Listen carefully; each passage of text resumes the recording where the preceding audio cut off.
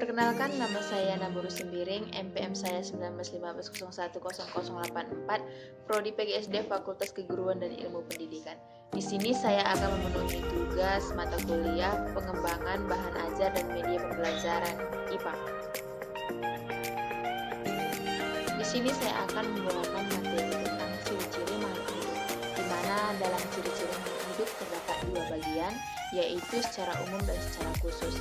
Pertama, kita harus mengetahui apa itu makhluk hidup. Makhluk hidup itu adalah makhluk ciptaan Tuhan yang Maha Esa yang ada di bumi kita ini. Yang selanjutnya adalah makhluk hidup itu seperti tumbuhan, hewan, dan manusia yang dapat bergerak. Di sini saya akan menjelaskan beberapa ciri makhluk hidup yang secara umum. Yang pertama itu ciri-cirinya adalah bernapas, membutuhkan nutrisi, bergerak, bereaksi terhadap rangsang, tumbuh dan berkembang biak, mengeluarkan zat sisa, beradaptasi, dan memerlukan suhu lingkungan tertentu. Yang pertama itu adalah bernapas.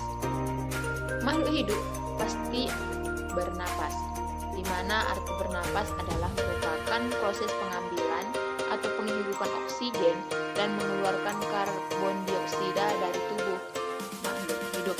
Yang kedua itu adalah nutrisi. Nutrisi itu dibutuhkan makhluk hidup untuk memenuhi kebutuhan zat makanan. Yang selanjutnya adalah bergerak. Makhluk hidup itu pasti bergerak. Gerak merupakan perubahan posisi dari hidup terhadap suatu acuan tertentu. Contohnya, kita ada di tempat si A, berpindah ke tempat si B. Itu dia contoh bergerak secara umum. Selanjutnya adalah bereaksi terhadap rangsang. Makhluk hidup memiliki kemampuan untuk menerima serta menanggapi perubahan yang terjadi di lingkungan sekitar. Rangsang dapat berupa cahaya, bunyi, bau, rasa, ataupun sentuhan.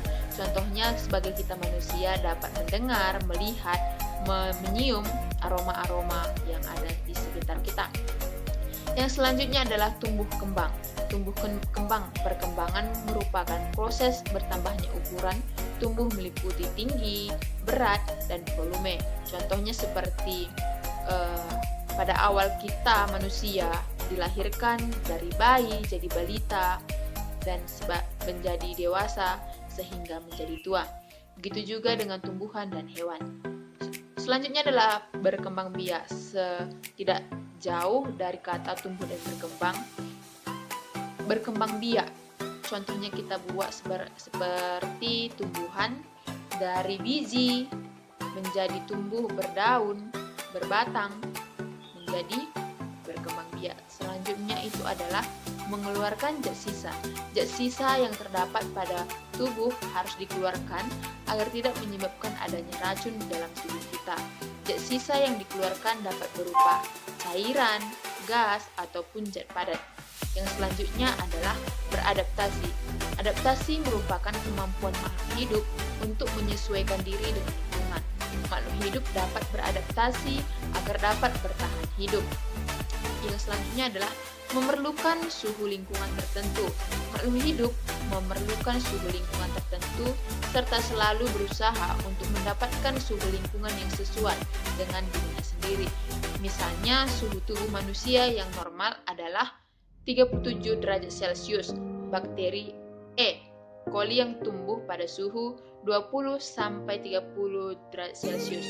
Pada suhu optimum, semua makhluk hidup dapat tumbuh dan berkembang dengan baik. Yang kedua itu adalah ciri-ciri khusus makhluk hidup, di mana ciri-ciri hewan dan manusia sebagai makhluk hidup yang pertama itu bergerak secara aktif. Bergerak secara aktif, contohnya seperti yang tadi saya katakan, kita ada di tempat si A berpindah ke tempat B, itu adalah bergerak secara aktif. Yang kedua itu adalah tidak dapat memproduksi bahan makanan sendiri. Yang selanjutnya, ciri-ciri tumbuhan sebagai makhluk hidup. Yang pertama, tidak dapat bergerak secara aktif seperti manusia dan hewan. Yang kedua adalah dapat memproduksi makanan sendiri dengan melakukan fotosintesis. Proses memproduksi makanan oleh tumbuhan yang dibantu oleh sinar matahari hujan. Materi yang saya bawakan sekian dan